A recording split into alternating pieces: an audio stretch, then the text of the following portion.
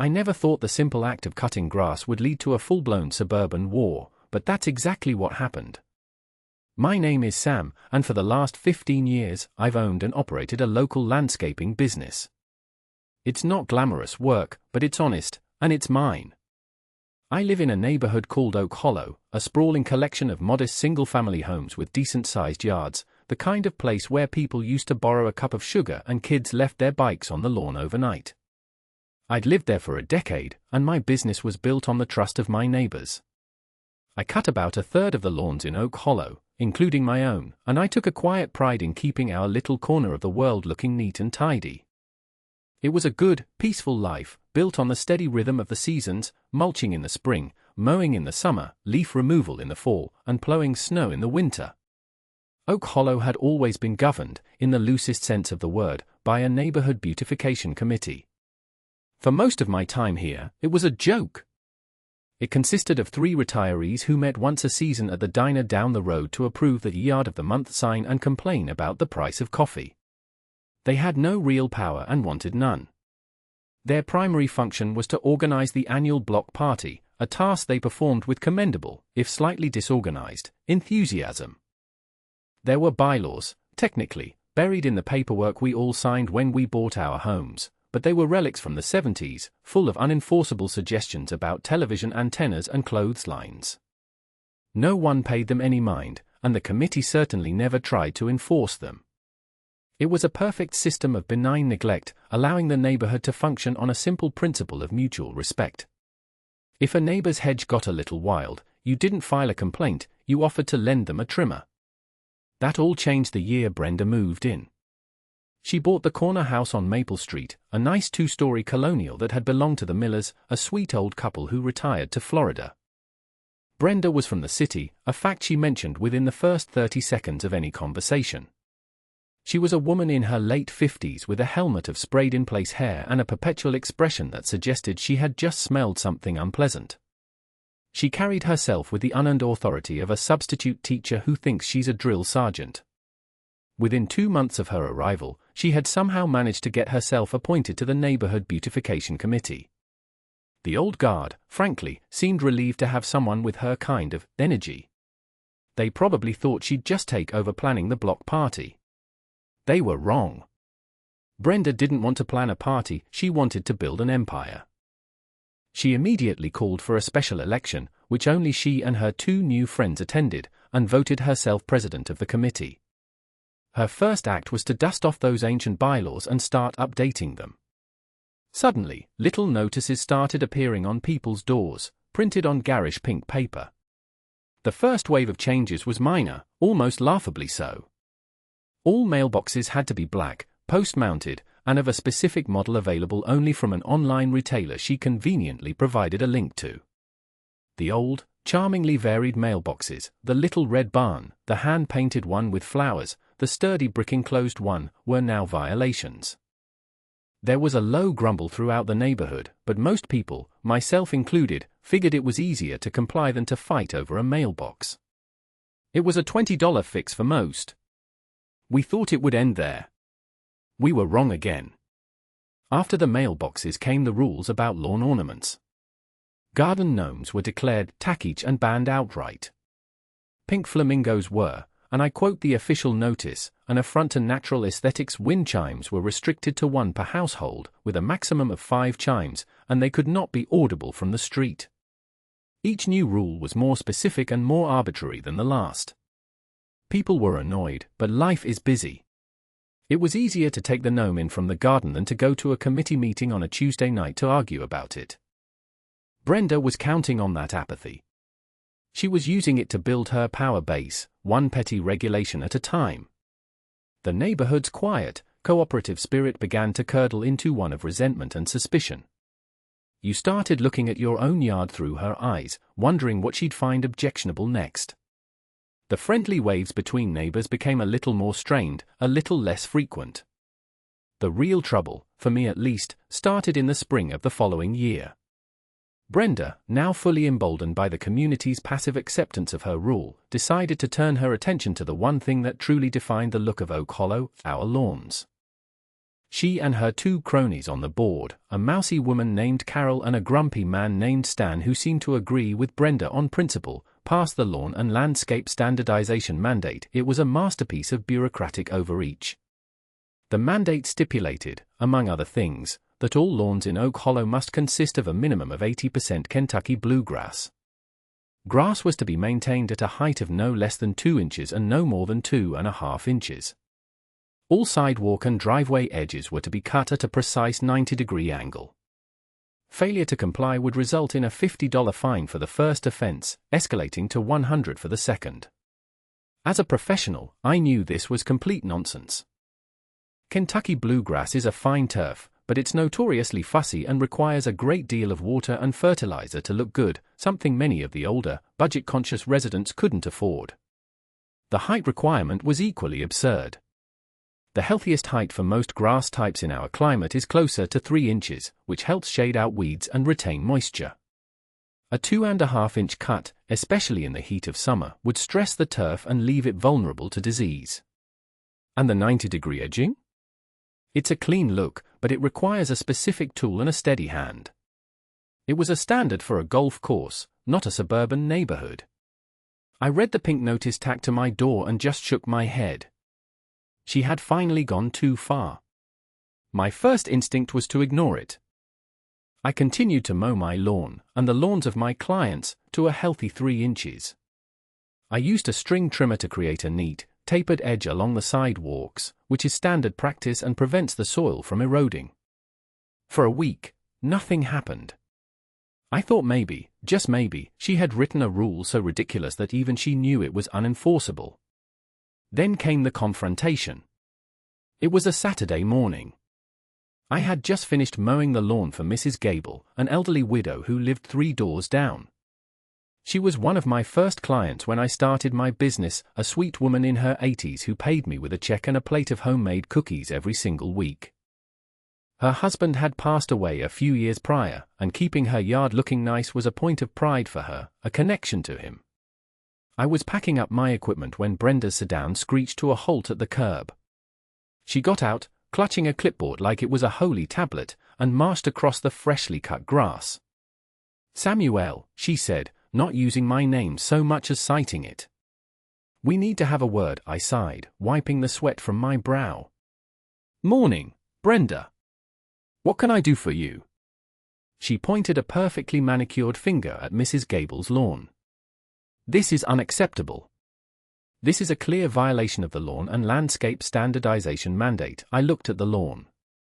It was perfect, evenly cut, neatly edged, green and healthy. "Looks pretty good to me, Brenda. Do not be facetious with me," she snapped. I have a turf ruler. She actually bent down and stuck a small, metal ruler into the grass. 3 inches.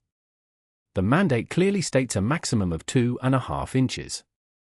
And this edging, she gestured dramatically at the curb, is rounded. It is not a 90-degree cut. This is a formal warning. A notice of violation will be sent to the homeowner. My blood started to simmer. It was one thing for her to pester me about my own lawn, but to go after Mrs. Gable, a woman who could barely manage her own stairs, let alone a debate about turf height, was beyond the pale. "Brenda, with all due respect, you have no idea what you're talking about," I said, my voice calm but firm. "Cutting the grass this short will kill it by August. And Mrs. Gable is 84 years old. Are you really going to fine her over the angle of her lawn edging?" She straightened up, her face a mask of smug indignation. "The rules are the rules, Samuel. They apply to everyone equally. It is about maintaining standards in our community. If Mrs. Gable cannot maintain her property to the required standard, perhaps she should hire a more competent landscaping service." That was it. The direct attack on my professional ability, on my livelihood, was a declaration of war. "I am a competent service," I said, my voice dropping. "I'm the one who knows how to keep a lawn healthy. You're the one with a book of nonsense rules that will turn this entire neighborhood into a brown, patchy mess. You are not going to fine this woman." "It's not going to happen." Brenda gave a short, sharp laugh. "Oh, it is going to happen. The violation notice will be in her mailbox by Monday." And another one will be in yours. Your own lawn is also in violation.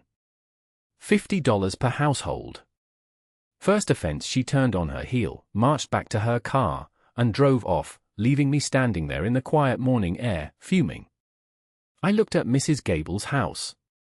The curtains in the living room window twitched. She had seen the whole thing. I felt a surge of protective anger. This wasn't about grass anymore. This was about a bully throwing her weight around, targeting the most vulnerable member of our community to make a point. And I was not going to let her get away with it. True to her word, the pink violation notices arrived on Monday. I found mine taped to my front door.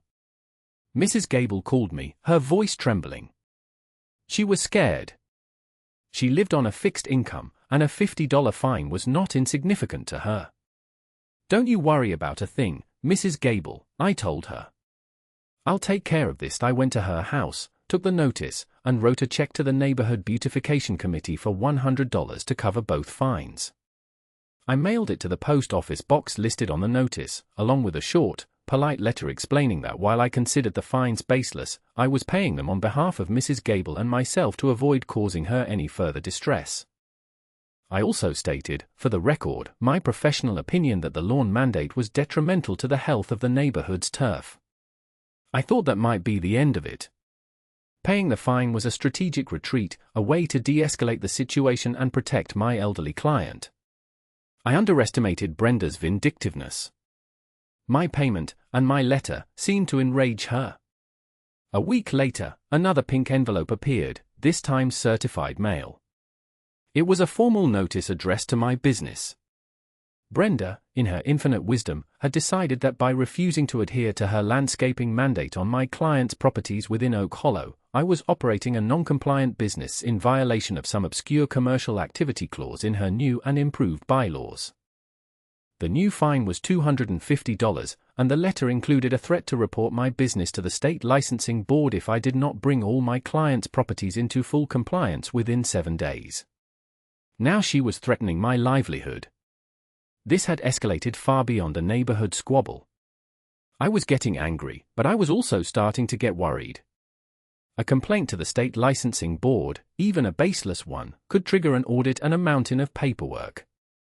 It was a serious threat. Other neighbors started getting hit with fines for equally trivial offenses. Arthur, my next-door neighbor and a retired history professor, got a violation for a hairline crack in his driveway. The family across the street was fined because their basketball hoop was, according to Brenda, a visual nuisance. The atmosphere in Oak Hollow grew heavy with fear and resentment. People started avoiding Brenda, crossing the street when they saw her coming. The friendly chatter that used to fill the evening air was replaced by a tense silence.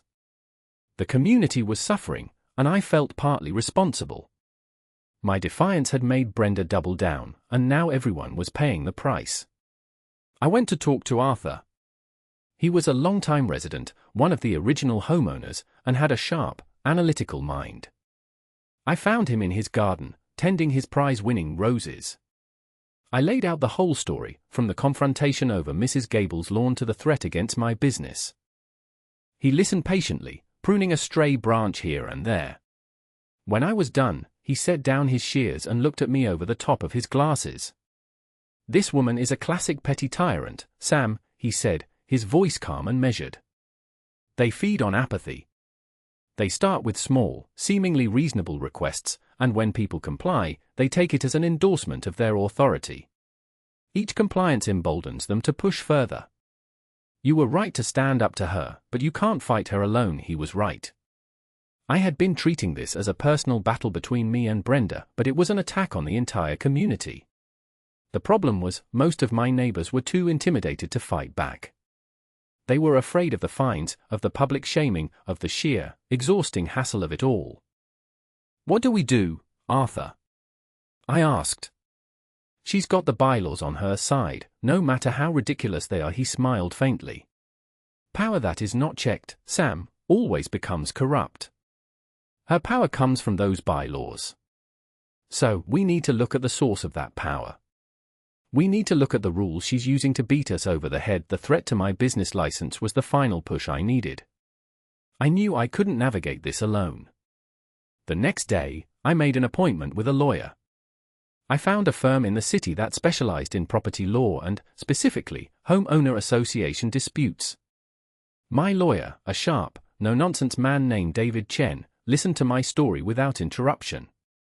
I showed him the stack of pink notices, the original bylaws, and the new mandates Brenda had implemented. He read through them, his expression grim. "This is a classic case of board overreach," he said when he was finished. "The problem is, these fights can be expensive and time-consuming. She has the advantage because she can use the committee's funds to hire a lawyer, while you have to pay out of your own pocket, so what are my options?" I asked, feeling a pit in my stomach. "We can sue, of course," he said. "We can argue that the rules are arbitrary and capricious, and that the board is acting in bad faith. But it's a long road." However, he leaned forward, a thoughtful look on his face. "There's often a better way. The first step is always to check the plumbing. We need to see if she's even following her own procedures correctly. I want you to formally request, in writing, copies of the committee's financials, meeting minutes for the past 2 years, and the official record of the vote that passed this landscaping mandate. She is legally obligated to provide them to any homeowner." This felt like progress. A concrete plan. I went home and, with David's guidance, drafted a formal, legally worded letter requesting the documents. I sent it via certified mail to the committee's post office box. A week went by. Then 2. Nothing. Brenda was stonewalling. My next move was to attend the monthly committee meeting. I wanted to ask for the documents in a public forum. The meeting was held in the small, stuffy community room of the local library. Only about 10 people showed up, including myself, Arthur, Brenda, and her 2 loyal board members, Carol and Stan. The rest were a few other disgruntled residents who looked too tired to argue. Brenda ran the meeting with an iron fist. She breezed through the agenda, refusing to allow any questions until the designated open forum at the very end. When the time finally came, I stood up. "Brenda, I have a question about a formal document request I submitted 2 weeks ago." She stared at me, her eyes cold. "This is not the appropriate venue for personal disputes, Samuel." "It's not a personal dispute," I countered, keeping my voice level. "It's a formal request from a homeowner for public records, as is my right under the bylaws.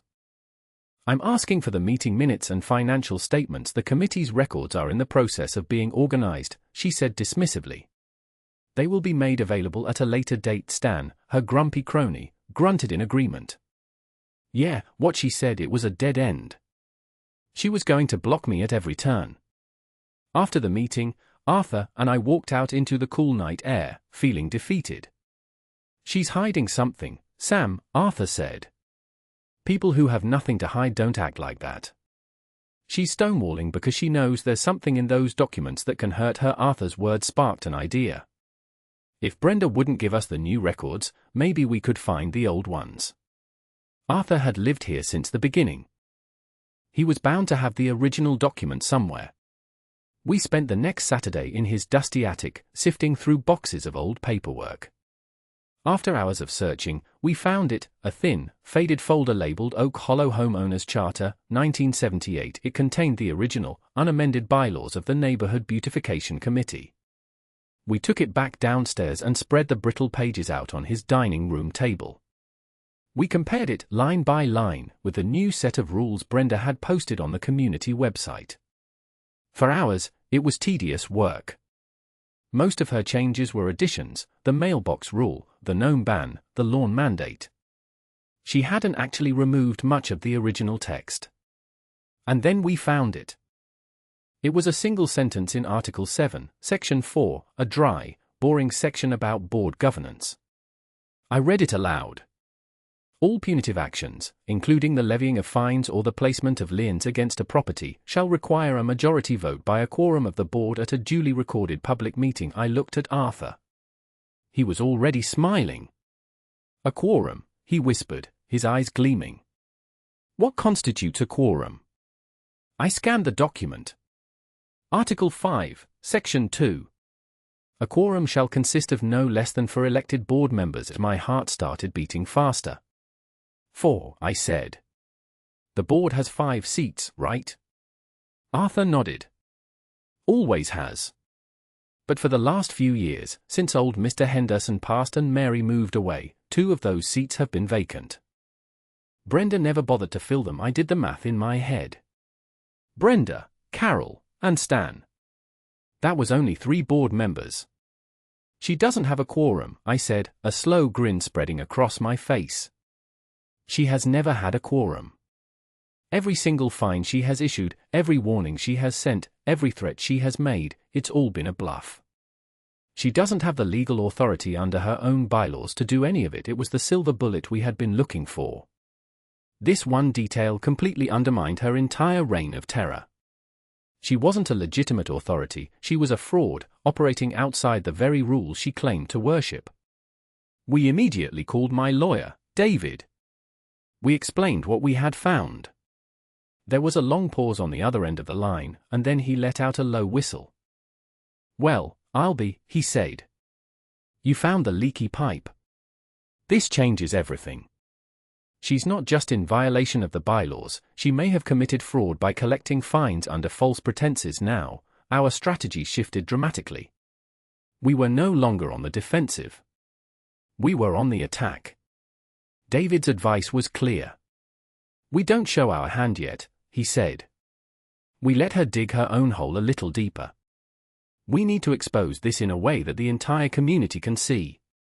We need to create a situation where she is forced to issue a massive number of fines at once, all of which will be illegal. We need to set a trap, and that's when the idea was born. It was simple, elegant, and a perfect example of malicious compliance. We were going to use her own ridiculous lawn mandate against her. The plan was to organize a neighborhood-wide no-mow maid. We would encourage every single resident of Oak Hollow to let their grass grow, to defy the 2.5-inch rule en masse. The goal was to provoke Brenda into plastering the entire neighborhood with violation notices. Then, at the next public meeting, we would spring the trap. We would reveal the quorum issue in front of everyone, invalidating every single fine and exposing her as a powerless fraud. It was a gamble. It required the cooperation of a community that had, up to this point, been too scared to act. Arthur and I divided up the neighborhood. We spent the next week going door to door, speaking to our neighbors in quiet, confidential tones. We didn't start with the plan. We started by listening. We let them vent their frustrations about the mailboxes, the wind chimes, the basketball hoops, and, of course, the lawns. We heard stories of stress, anxiety, and the feeling of being constantly watched. We built a coalition of the fed up. Once we had their trust, we explained the situation. We told them what we had discovered about the quorum. We showed them the line in the original charter. And then, we laid out the plan. To my surprise, the response was overwhelmingly positive. The fear had been replaced by a simmering anger, and our plan gave them a safe, collective way to channel it. There was strength in numbers. Brenda could fine 1 or 2 people, but could she fine 50? Could she take on the entire neighborhood at once? People loved the idea. It felt like a small, satisfying act of rebellion. By the end of the week, we had commitments from nearly 80% of the households in Oak Hollow. The stage was set. The first 2 weeks of May were glorious. The uniform, crew-cut look of Oak Hollow's lawns gave way to a lush, slightly shaggy diversity. The grass grew to a healthy 3, then 4 inches. It was a quiet, green rebellion. Brenda, as expected, went ballistic. Her little sedan was a constant presence, cruising slowly up and down the streets, her face a thundercloud. Then, the pink notices began to appear. They were everywhere, fluttering from front doors like a plague of angry butterflies. She must have spent a fortune on pink paper and tape. Each notice was a $50 fine. People collected them like trophies. Some even stuck them in their windows, a silent badge of honor. The date of the monthly committee meeting approached. The tension in the neighborhood was palpable, but it was an excited tension, the kind you feel before a big game. Arthur and I, along with David the lawyer, held a final strategy session. David would attend the meeting as a resident. He had a cousin who lived in Oak Hollow, giving him a legitimate reason to be there. He would not identify himself as a lawyer unless it became absolutely necessary. My job was to be the spark. I would be the one to publicly confront Brenda about the quorum. The whole thing was choreographed like a play. The night of the meeting, the library's community room was packed. I had never seen it so full. There must have been over 100 people there, standing along the walls and spilling out into the hallway. Every single one of them was clutching a pink violation notice. Brenda, Carol, and Stan sat at a table at the front of the room, looking bewildered by the turnout. Brenda, however, quickly recovered her composure, a smug smile playing on her lips. She clearly interpreted the crowd as a sign of her own importance, a testament to her ability to command attention. She banged a small gavel on the table. "Welcome, everyone. It's wonderful to see so many residents taking an active interest in our community standards." She launched into her usual spiel, but tonight, she had a special topic.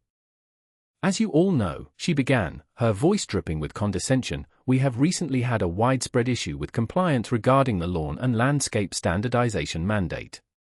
Dozens of violation notices have been issued. Let me be clear, these rules are not optional. The fines are legally binding, and they will be enforced." She paused for dramatic effect, her eyes scanning the room. She was enjoying this. She was at the peak of her power. She then made her fatal mistake. She decided to make an example of me. "Samuel," she said, her voice sharp. "Perhaps you, as a so-called landscaping professional, could explain to your neighbors the importance of following the rules." A hush fell over the room. This was my cue. I stood up, holding my own pink notice in my hand. "Actually, Brenda, I do have a question about these fines," I said, my voice ringing out in the silent room. "I'm happy to pay it, of course. But for my records, I was hoping you could provide me with a copy of the minutes from the board meeting where this fine was approved by a vote." Brenda's smile faltered. "What are you talking about? Fines are issued automatically when a violation is observed." "I don't think so," I said, pulling a folded, photocopied page from my pocket. It was the page from the original charter. According to Article 7, Section 4 of the committee's own bylaws, all punitive actions, including the levying of fines, require a majority vote by a quorum of the board at a duly recorded public meeting. "So, I'm just asking for a copy of the minutes from that meeting." A murmur went through the crowd. Brenda's face went pale. She looked to Carol and Stan for support, but they just stared back at her, confused. That's an old rule," she stammered. "A procedural formality, is it?" I pressed on. "Because my copy of the bylaws seems to think it's still very much in effect. And speaking of that vote, I had another question. Article 5, Section 2 states that a quorum consists of 4 board members. Could you please tell us which 4 members were present when you voted to approve these fines?" The room was dead silent. You could hear a pin drop. Brenda opened her mouth, then closed it. She had no answer. She was caught. The entire foundation of her authority had just crumbled beneath her, in front of the very people she had terrorized. I let the silence hang in the air for a long moment. Then, I turned to the crowd. "The truth," I said, my voice clear and strong, "is that there was no vote. There was no meeting. And there was no quorum. This board only has 3 members. It has been operating without the legal authority to issue a single fine. Every one of these pink notices," I held mine up high, "is fraudulent. They are not worth the paper they are printed on." The room exploded. It was a wave of pure, cathartic release. People were on their feet, waving their own notices, shouting, cheering. The sound was deafening. Brenda just sat there, her face ashen, her mouth opening and closing like a fish. Her 2 cronies, Carol and Stan, looked horrified. They clearly had no idea. They had just been going along with whatever Brenda told them to do. Carol was the first to break. She stood up, her hands shaking. I didn't know," she stammered. Brenda said it was all standard procedure. I resigned from the board. Effective immediately. Some moment later, Stan, seeing his escape route, mumbled, "Me too," and shoved his chair back from the table. Just like that, Brenda was sitting there completely alone, the sole remaining member of a committee that no longer existed. Her reign was over. That's when David, my lawyer, chose to make his move. He stood up and the room quieted, sensing a new authority. "My name is David Chen," he said calmly. "I am an attorney representing a number of homeowners in this community." He looked directly at the shell-shocked Brenda. "Not only have you been issuing illegal fines, but you have also been collecting money based on these fraudulent claims. That is a crime. On behalf of the residents of Oak Hollow who have paid these fines, we will be filing a class action lawsuit to recover the funds. Furthermore, we will be turning over our findings to the district attorney's office to investigate potential criminal charges for embezzlement and fraud." The finality of his words hung in the air. Someone in the back of the room had already pulled out their phone and was calling the police. Brenda stared at David, then at the crowd, her face a mixture of disbelief and pure, unadulterated fury. She opened her mouth to speak, but no words came out. She just made a strange, strangled sound, then grabbed her purse and fled the room, pushing her way through the jeering crowd. We had won. It was a total, complete, and public victory. The aftermath was swift and decisive. The police arrived just as the meeting was breaking up and took statements from a dozen different people. A formal investigation was launched by the district attorney's office. They subpoenaed the committee's bank records, and what they found was even worse than we had suspected. Brenda hadn't just been issuing fines illegally, she had been depositing the money into a personal savings account she had set up under a similar-sounding name. It wasn't just a matter of overstepping her authority, it was premeditated theft. Over the course of her one-year reign, she had bilked the residents of Oak Hollow out of nearly $10,000. Brenda was arrested and charged with multiple counts of fraud and embezzlement. The class action lawsuit David filed was settled almost immediately, with her homeowner's insurance paying back every cent of the illegally collected fines, plus damages. Her criminal trial was a short, pathetic affair. She pleaded guilty to a lesser charge, and in the end, she avoided prison time, but her sentence was severe in its own way. She was given 5 years of probation, ordered to pay thousands in additional restitution to the state, and was legally barred from ever serving on any board or committee again. The conviction meant she had to sell her house to cover her legal fees and the restitution payments. Within 6 months, a for sale sign was planted on the lawn she had so obsessively policed. With Brenda and her committee gone, a sense of profound relief washed over Oak Hollow. All the fines and threats were, of course, immediately dropped. The illegal notices were null and void. My own reputation in the neighborhood was transformed overnight. I went from being the quiet landscaper to a reluctant local hero. People would stop me on the street to shake my hand, to thank me. My business boomed. Nearly everyone who hadn't been a client before signed up for my services, not just because they needed their lawn mowed, but as a vote of confidence, a show of support. I had more work than I could handle, and I had to hire my first full-time employee. The community itself began to heal. In the vacuum left by the collapse of Brenda's tyrannical regime, something wonderful happened. The neighbors, energized by their collective victory, decided to reform the neighborhood association from the ground up. We held a true, open election. Arthur, the wise old professor who had been my staunchest ally, was unanimously elected the new president. The first thing we did was get together and completely rewrite the bylaws. We scrapped every single one of Brenda's petty, controlling rules. The new charter was simple, based on principles of common sense and mutual respect, not on punitive enforcement. Its primary purpose was, once again, to organize the annual block party. The neighborhood returned to a state of peace and neighborly cooperation, but it was a better, stronger peace than before. We had been tested, and we had come together. People started talking to each other again. The friendly waves returned. Garden gnomes and wind chimes reappeared in yards, small, colorful symbols of our newfound freedom. the lawns of Oak Hollow went back to being a healthy 3 inches high, a testament to reason over regulation. The entire ordeal had reminded us that a community isn't about perfectly manicured lawns or matching mailboxes, it's about the people who live there and their willingness to look out for one another. About 2 years after Brenda sold her house and disappeared, I saw her one last time. It was in a discount grocery store in the next town over. I was in the checkout line when I noticed her a few people ahead of me. She looked diminished. Her power suit was gone, replaced by a drab, ill-fitting tracksuit. Her helmet of hair was gone, her graying roots showing. She looked tired and frail. She was arguing with the cashier over the price of a can of soup, her voice lacking its old fire, replaced by a whining, pathetic tone. She turned, saw me, and her face fell. For a brief second, our eyes met. I saw a flash of shame, of humiliation, before she quickly looked away.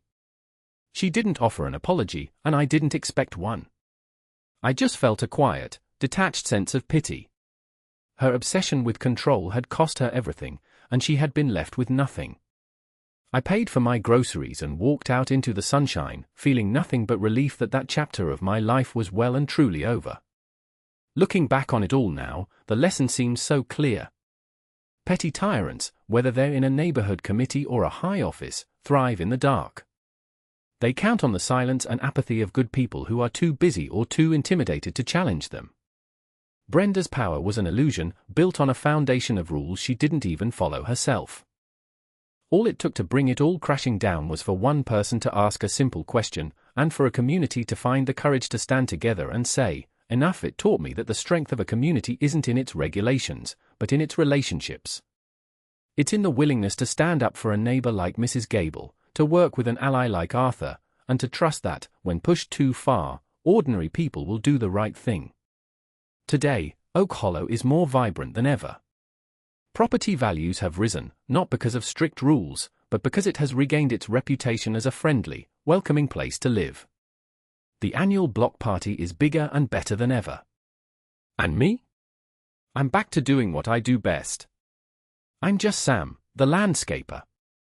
This morning, I was cutting Mrs. Gable's lawn. The sun was warm on my back, and the smell of fresh-cut grass filled the air. She brought me out a glass of lemonade and a plate of cookies, just like she always does. The steady, peaceful hum of my mower's engine was the only sound on the quiet street. It was the sound of normalcy, the sound of a community at peace. And it was the sweetest sound in the world.